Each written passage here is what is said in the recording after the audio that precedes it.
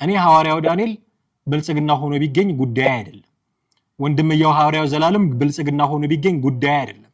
ሲፈልግ ኢዜማ ይሁን፣ ሲፈልግ አብን ይሁን፣ ሲፈልግ ፋኖ ይሁን፣ ሲፈልግ የኦሮሞ ነጻነት ሰራዊትም ይሁን ጉዳይ አይደለም።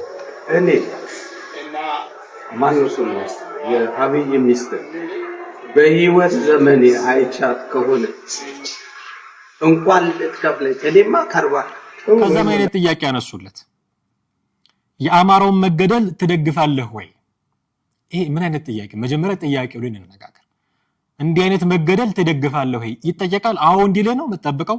እንኳን እሱ ምንም ፖለቲካ የማያውቅ ሰው ሊመልስልህ የሚችለው መልስ እንዴት ትደግፋለህ የሚል ነው። እሱን ነው የመለሰው ዳኒ። ሰው አይደል እንዴ ሞተው እንዴት ትደግፋለህ? ግልጽና ጽግና ባላችሁት ቲክቶኬን ግቡና አሁኑኑ አንድ ሰዓት ሰጣችኋለሁ። ስሙና ማን ነው ኤቭሪ ታይም እየተጠራ የሚጠየቀው? ይዩት። ስለዚህ ተፋር አይደለም ማለት አንተ ከብልጽግና ጋር አይደለም ወንድም ነህ። ኢትዮ ፎረምን አይተሃል? አይቻለሁ። ወንድምና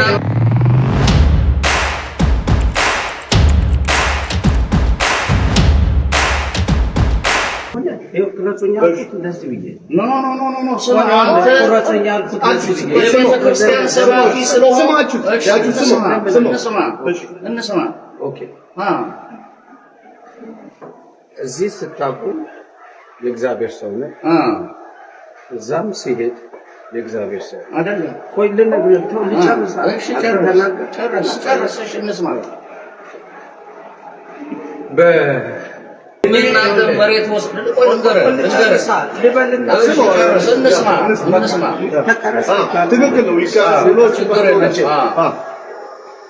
እኔ እና ማንሱም የአብይ ሚኒስትር በህይወት ዘመኔ አይቻት ከሆነ እንኳን ልትከፍለኝ እኔማ ከርባ ቲክቶክ ወርስቶኝ በወር ውስጥ እኔ ተከፋይ ነኝ ወይ አቅሻለሁ ወይ ብዬ ቀድማችሁ ነው የምትለው። ኦኬ የአማራን ጄኖሳይድ ትቃወማለህ? የሰው መሞትን እንዴት አማራ ነው እያለቀ ያለው ሰው አይደለም። ኦሮሞቹም እየሞቱ ነው። ስለዚህ አሁን ይኸውልህ ስለ ኦሮሞ መሞት፣ ስለ ትግራይ መሞት፣ ስለ ቤተሰቦቻችንን እየገደሉ የአማራን ጄኖሳይድ ትቃወማለህ አትቃወምም? እንዴት ሰው መግደልን ሰው ናት አማራ የሚባል ሰው ከኢትዮጵያ መጥፋት አለበት ብሎ በመሬት በሰማይ አውጆብናል። የዘር መጥፋት አንተ ፓስተሮቹ የሚያደርጉትን ስራ ትቀበላለህ? እንደ ፓስተር አንተ አፖስትል ነህ። እውነቴን ነው የምልህ። በደንብ በእግዚአብሔር እዚህ ስትመላለስ የማከብር ሰው የነበርክ ሰው ነህ። እኛ ይሄን ዋጋ የምንከፍለው ቤተሰቦቻችን እየሞቱብን። እውነቴን ነው የምልህ። እኛ ይኸውልህ አሁን መብታችንን ተጠቅመን በነፃነት ነው እንጂ የምንኖረው ልናሸማቀቀው ወይ ምን አይደለም። ነገሩን ነው የምልህ። አባባሌ ህጋዊ ነገር ነው የምንጠይቀህ እዚህ መሬት ላይ ይሄ ህዝብ እየጠፋ እንዲያደርጋችሁ ህዝቡ ሲኖር ይሄን ሁላ ስራ ሰርታችሁበት በጌታ ያስጨፈናችሁ ህዝቡን እያስጨፈጨፋችሁ እናንተ ዲዲ ትኖራለህ። አብይ አህመድ ሲወጥ ሁላችንንም አንድ ማድጋ ውስጥ አጥቅተን ስለገባችሁበት ቆሌ ነገር ብዙ የምናከማቸው ስቲቭ ፓስተሮች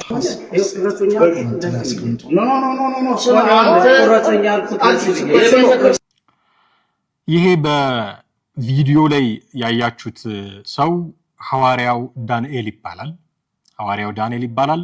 ክስተቱ የተከሰተው ለንደን ነው። ለንደን ውስጥ የለንደን ፋኖ የሚባል ነገር አለ። በተደጋጋሚ ጊዜ የባለስልጣናት ወደዛ ሲሄዱ ተመሳሳይ ነገሮችን ያደርጋሉ። የቀረጹ ፍትህ እንፈልጋለን፣ የአማራ ጄኖሳይድ መቆም አለበት የሚሉ ጥያቄዎችን ያነሳሉ። ዓለም አቀፍ ስብሰባዎች ሲደረጉ ድምጻቸውን ለማሰማት ጥረት ያደርጋሉ። ራሳቸውን የለንደን ፋኖ ብለው ነው የሚገልጹት። በእነዚህ ሰዎችና በሐዋርያው ዳንኤል መካከል የተደረገ ኮንቨርሴሽን ነው። ኮንቨርሴሽን ብሎ ለማለት ትንሽ ያስቸግራል፣ ግን እንበለው የተደረገ የቃላት ልውውጥ ነው። ይሄ የአርሰናል ማሊያ ለብሶ የምታዩት ሰው ሐዋርያው ዳንኤል ይባላል። ሐዋርያው ዘላለም የሚባል ወንድም አለው። ስለዚህ ሁለቱም ወንጌልን በማገልገል የሚታወቁ ሰዎች ናቸው። ቪዲዮ ላይ እንደሰማችሁት እንዳያችሁት እንደተከታተላችሁት አንተ ብልጽግና ነህ ይሉታል። ስለ ቀዳማዊት እመቤቷም ተነስቷል፣ ስለ ወይዘሮ ዝናሽ። በአማራ መሞት ትስማማለህ ትደግፋለህ አይነት ጥያቄዎችም ይጠይቁታል። እሱ የሰጣቸው ምላሾች አሉ። እነዚህ ጉዳዮች መታየት ያለባቸው ጉዳዮች ናቸው። አንደኛ ብልጽግና ነህ ወይ ይሉታል። እሱ አይደለውም ነው የሚለው። ግን መብቱ አይደለም ወይ? መነሳት ያለበት ጥያቄ ብልጽግና መሆን መብቱ አይደለም ወይ?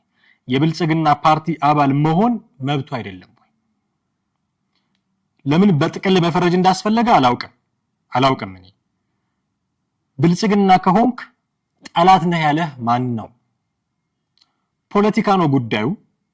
ስለዚህ ፖለቲካ ውስጥ አንተ የምትፈልገውን ሐሳብ የሚያራምድ አካል አለ፣ አንተ የምትፈልገውን ሐሳብ የማያራምድ አካል አለ። አንተ የምትፈልገውን የሚያራምድ አካል ካለ እሱን የምትደግፍበት የራስ መንገዶች ሊኖሩ ይችላሉ። አባል በመሆን ልትደግፈው ትችላለህ፣ በመምረጥ ልትደግፈው ትችላለህ፣ ለሚያወጣቸው ህጎች በመገዛት ልትደግፈው ትችላለህ። የትብብር ጥያቄዎችን ሲያመጣ ችግኝ ትከሉልኝ ሲል፣ መንገድ አጽዱልኝ ሲል ወጥተህ ልትደግፈው ትችላለህ። መብትህ ነው። ስለዚህ ብልጽግና ነህ ወይ ብለው የሚጠይቁት ብልጽግናነት ጥፋት ነው ብለው ስለሚያምኑ ነው። ግን አይደለም። ብልጽግናዎችን ብትጠይቋቸው ለሀገር እየሰራን ነው የሚሏቸው። ለሀገር እየሰራን ነው፣ ሀገር እንድትበለጽግ ሀገር እንድታድግ የኛ አማራጭ የተሻለ ነው ብለን እየሰራን ነው የሚሏቸው። ስለዚህ እንደዚህ የሚሰራን አካል ጆይን ማድረግ እፈልጋለሁ ቢል ሐዋርያው ዳንኤል መብቱ ነው። አይ የብልጽግና አካሄድ ለሀገር አይጠቅምም፣ ለሀገር አይረባም ካልክ ራስን ማግለል ያንተ ድርሻ ነው። ለምንድነው ሐዋርያው ዳንኤል ብልጽግና እንዳይሆን የምትፈልገው? እሱ አይደለሁም ብሏል፣ እናከብራለን። ግን ቢሆንስ መብቱ አይደለም ወይ? ለምንድነው በሰው ምርጫ መግባት ያስፈልገህ እንዴ? አንተ ደግፈዋለሁ የምትለውን ፋኖ ጠላት አድርገው የሚስሉ ፋኖ ከሆንክ ጠላት ነህ ማለት ነው ብሎ የሚያምኑ ሰዎች እኮ አሉ። አንተ መብቴ ነው ፋኖ መሆን መብቴ ነው እንዳልከው ሁሉ ሐዋርያው ዳንኤል ብልጽግና መሆን መብቱ ነው። ያጠፋው ጥፋት ካለ ስፔሲፊካሊ ይሄንን አጥፍተሃል ብለህ መክሰስ ትችላለህ። ይሄንን ጥፋት አጥፍተሃል ብለህ ልትጠይቀው ትችላለህ። በጥቅሉ ብልጽግና ስለሆንክ ጠላቴ ነህ አይባልም፣ መብቱ ነው። ምንም ወንጀል አልሰራም ብልጽግና በመሆን ኦኬ። ብልጽግና ስንት ሚሊዮን አባላት አሉት? ስንት ሚሊዮን ወንጀለኞች አሉ ልትሉ ነው? ጉዳዩ የፖለቲካ እስከሆነ ድረስ ድጋፍም ተቃውሞ ማድረግ የሚቻልበት ሁኔታ እስካለ ድረስ የፈለከውን የመከተል የፈለከውን ያለመከተል መብት አለህ። አንደኛው ይሄ ነው። እሱ ብልጽግና አይደለም ብሎ ጠይቋል። ወንድምህስ አሉት። በወንድሙ ለምንድን ነው የሚጠየቀው? ለምን ይጠየቃል? ወንድሙ ሌላ ነው፣ ሐዋርያው ዳንኤል ሌላ ነው። እኔ እንዲህ ስል የሃይማኖት ሰዎች ጥፋት አላጠፉም እያልኩኝ አይደለም። ያጠፉትን ጥፋት ግን በስነ ስርዓት ማወቅ ያስፈልጋል። እኔ ሐዋርያው ዳንኤል ብልጽግና ሆኖ ቢገኝ ጉዳይ አይደለም። ወንድምየው ሐዋርያው ዘላለም ብልጽግና ሆኖ ቢገኝ ጉዳይ አይደለም። ሲፈልግ ኢዜማ ይሁን፣ ሲፈልግ አብን ይሁን፣ ሲፈልግ ፋኖ ይሁን፣ ሲፈልግ የኦሮሞ ነጻነት ሰራዊትም ይሁን ጉዳይ አይደለም። የሃይማኖት ሰዎች እጃቸው ከተገቢው በላይ ፖለቲካ ውስጥ ሲገባ ሲረዝም ግን መጠየቅ አለበት። ለምሳሌ ሐዋርያው ዘላለም ብለው የጠየቁት ያነሱት ይታወቃል። ከሰሞኑ ቴዲ አፍሮ ዳስጣል በሚለው ሙዚቃ መንግስትን ተናግሯል ብለው ስላመኑ መጽሐፍ ቅዱስ ዘርግተው በሚሰብኩበት አቶንስ ላይ ስለ ዳስጣል ዘፈን ሲተነትኑ ነበር። ምን አገባው? እዛ ሰዎቹን የሰበሰበው ወንጌል እሰብካለሁ ብሎ ነው።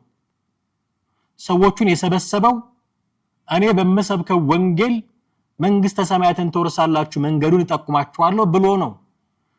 መድረክ ላይ ወጥቶ ስለ ዳስጣል ለምን መተንተን ያስፈልጋል? ይሄ ልክ አይደለም። ፖለቲካ ውስጥ በማይገባ ደረጃ መግባት ማለት ይሄ ነው። ፖለቲከኛ አይሁኑ ማለት እያልኩኝ አይደለም። ፖለቲካዊ ፍላጎት አይኖራቸውም ማለቴም አይደለም። ሊኖራቸው ይችላል። ተመዝገበው ድምጽ ሊሰጡ ይችላሉ። የሆነ ፖለቲካ ፓርቲ አባል ሊሆኑ ይችላሉ። ይሄ የኔ ቢዝነስ አይደለም።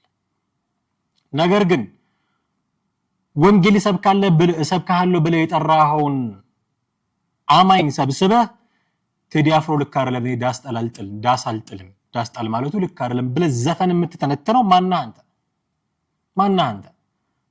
የምትጠበቀው ማቴዎስ ወንጌል ዮሐንስ ወንጌል እያልክ ምዕራፍና ቁጥር እየጠቀስክ እንድትሰብክ ነው። እጅ ላይ ያለውን መጽሐፍ ቅዱስ እንድትሰብክ ነው። ከዛ መለስ ብለህ አንተ ዳስ አልጥልም ዳስ የጣሉት ሀገር የሞተባቸው ናቸው ምናምን እያልክ ለመንግስት ማሸርገድ የመሰለ ዝቅጠት ውስጥ መግባት አያስፈልግም። እንዲህ ማድረግ አያስፈልግም፣ ነውር ነው። ይሄን ነገር አድርጓል ሐዋርያው ዘላለም ብልጽግና ሊሆንም ላይሆንም ይችላል። አሁንም ጉዳይ አይደለም። ሲፈልግ ይሁን ሳይፈልግ ይተው፣ እኔ አይመለከተኝም። ነገር ግን በሃይማኖት መድረክ ላይ ፖለቲካን ኤክሰርሳይዝ ማድረግ አይቻልም። ለምሳሌ አቡነ ሉቃስ የሚባሉ ሰው ወደ ሀገር ውስጥ መግባት የተከለከሉት ሰው የተናገሩት ነገር በሃይማኖት መድረክ ሊነገር የማይገባው ነገር ነው። ስለዚህ መንግስት ክስ መስርቶባቸዋል። ታስታውሳላችሁ። የማይገባ ነገር ነው። መንግስትን በመቃወም ስም የሃይማኖት መድረክ ላይ እንደዛ አይነት መልእክት ማስተላለፍ ልክ ካልሆነ መንግስትን በመደገፍ ስምም የሃይማኖት መድረክ ላይ እንዲህ አይነት አቋም ማራመድ ልክ አይደለም። ድጋፍህንም ተቃውሞህንም በቦታው ነው የምታደርገው። ቸርች ውስጥ ሰብስበ አትሮንስ ፊት ቆመ መጽሐፍ ቅዱስ ዘርግተ ዳስ አልጥልም ማለት ልክ አይደለም። ከዚህ ግን መለስ ስንል ብልጽግና ሊሆን ይችላል መብቱ ነው።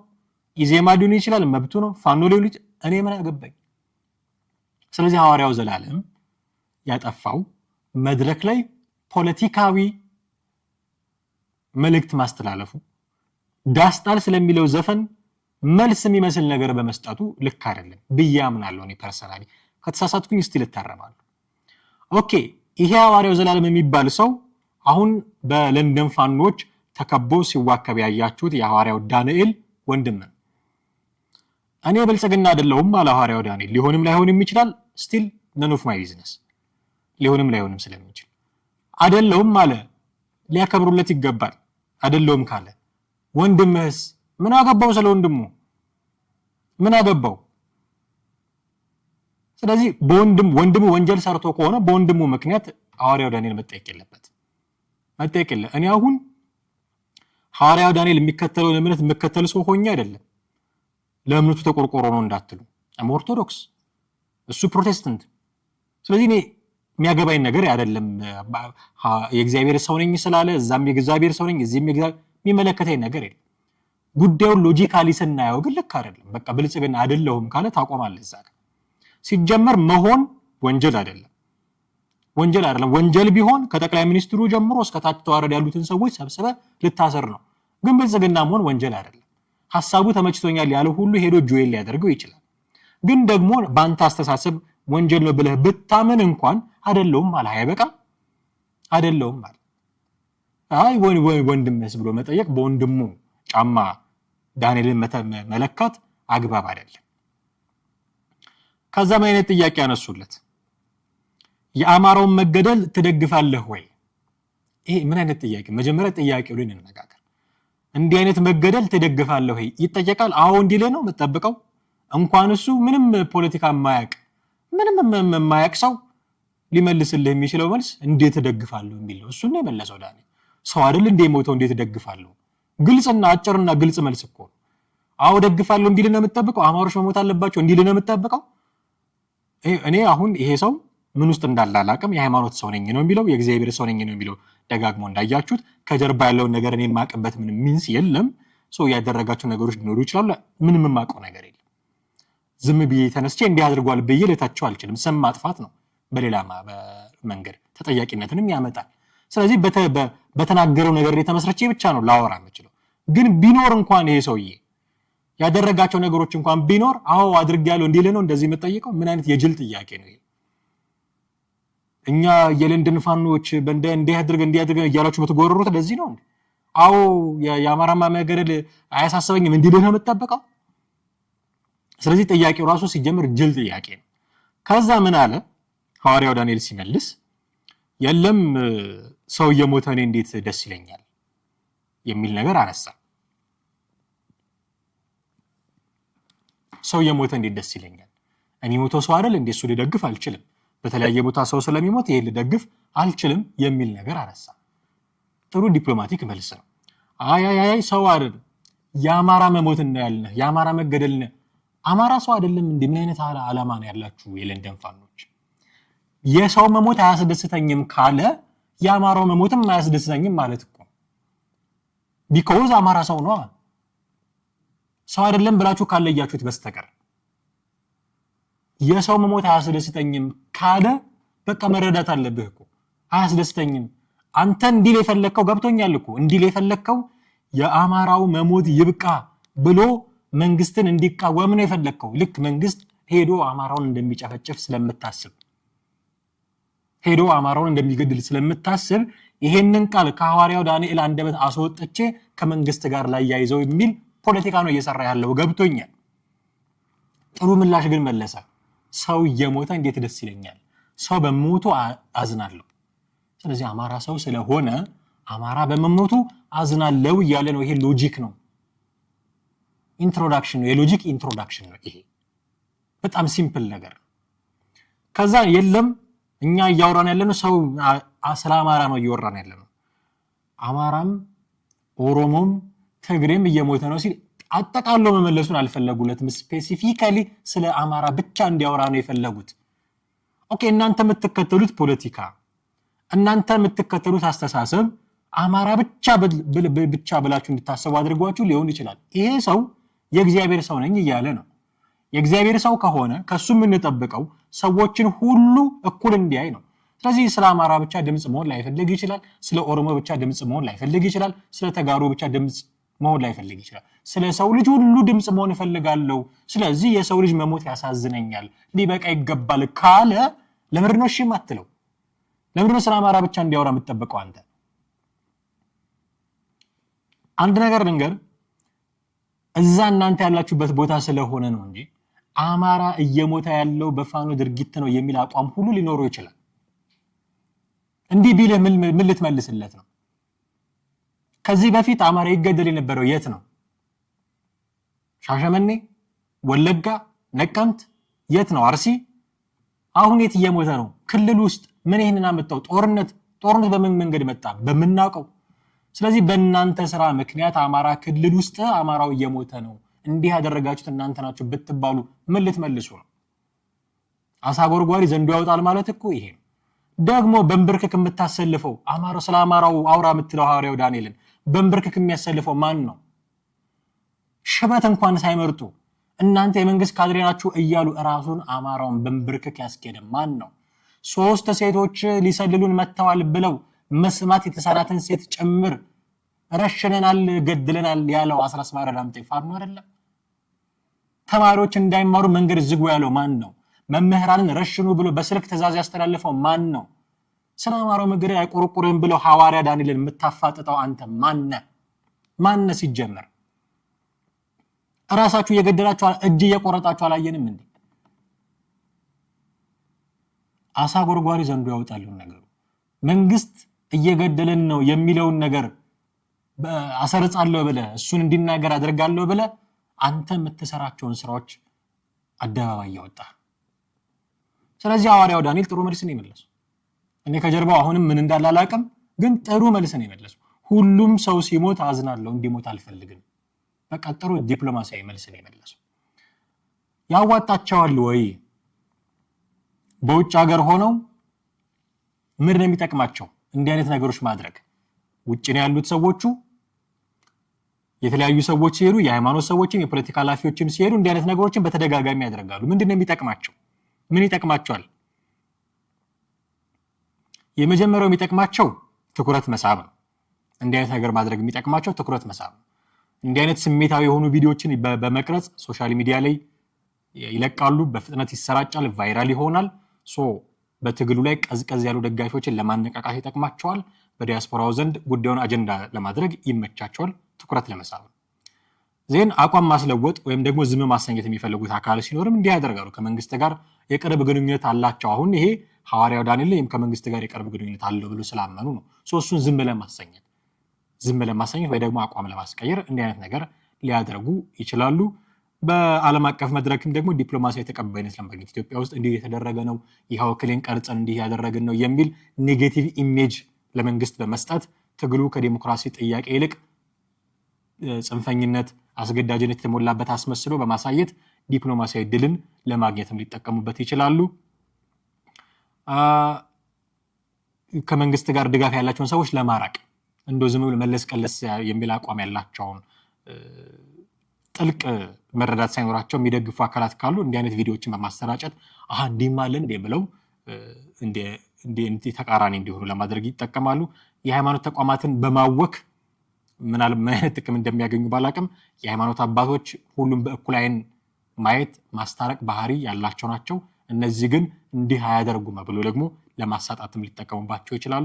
አንዳንዴ እውነት ከሆነ ህጋዊ ተጠያቂነትም በውጭ ሀገራት አጥፍቶ ከሆነ አሁን ሐዋርያው ዳንኤል አጥፍቷል ብያለምን በመለሳቸው መልሶች በመነሳት ግን አጥፍቶ ከሆነ በእንግሊዝ ህግም እንዲጠየቅ ለማድረግ በዓለም አቀፍ ህጎች እንዲጠየቅ ለማድረግ እንዲህ አይነት ነገሮችን ሊያደርጉ ይችላሉ። በጥቅሉ እንዲህ አይነት ነገሮች እነዚህ ሰዎች ማድረግ አለባቸው ወይስ የለባቸውም የሚለውን ከግምት ውስጥ አስገብቶ ለሚናገር ሰው የትግሉ አስገዳጅነት የፈጠረው ነው ቢሉም እንደዚህ አይነት ሰዎች ግን በሰለጠነ መንገድ በሐሳብ የበላይነት በዲፕሎማሲያዊ መንገድ ሊታለፉ የሚገባቸውን ጉዳዮች እንዲህ ባሉ አስገዳጅ ሁኔታዎች ማድረግ ትንሽ ጉዳዩን ስሜታዊነት እንዲጫነው ያደርጋል። እንዲህ አይነት ስሜታዊነት እና በጣም አስገዳጅ የሆኑ ጉዳዮችን ትግሉን ከማገዝ ይልቅ የውስጥ አንድነትን ጭምር የሚያናጉ ስለሆኑ ጥንቃቄ የሚፈልጉ ነገሮች ናቸው ማለት ነው። እነዚህን ከግምት ውስጥ በማስገባት ጥንቃቄ የተሞላባቸው እርምጃዎችን መውሰድ ያስፈልጋል። ግን ሐዋርያው ዳንኤል የመለሳቸው መልሶች አትሊስት እስካየነው ቪዲዮ ድረስ ከዚህ በኋላ ምን እንደተፈጠረ ምን አፕል እንዳደረገ አናውቅም። ግን እስካየነው ቪዲዮ ድረስ የመለሳቸው መልሶች ዲፕሎማሲያዊ መልሶች ናቸው። በዚህ መሀል ስለ ቀዳማዊት እመቤትም ተነስቷል። እኔ የመንግስት ባለስልጣናት የሆኑ ሰዎችን ሁሉ ስም እያስጠሩ ከነሱ ጋር ግንኙነት አለህ እያሉ ማስወራት ጥቅሙ ምን እንደሆነ ባይገባኝም አላውቃቸውም ብሏል። አላውቃቸውም ብሏል። ይወቃቸው አያውቃቸው እኛ የምናውቀው ነገር የለም። የለንደን ፋኖ ግን እንዲህ ያሉ ጉዳዮችን በማድረግ ራሱን ተጽዕኖ ፈጣሪ የማድረግ ጉዞውን እንደቀጠለ ነው ማለት ነው።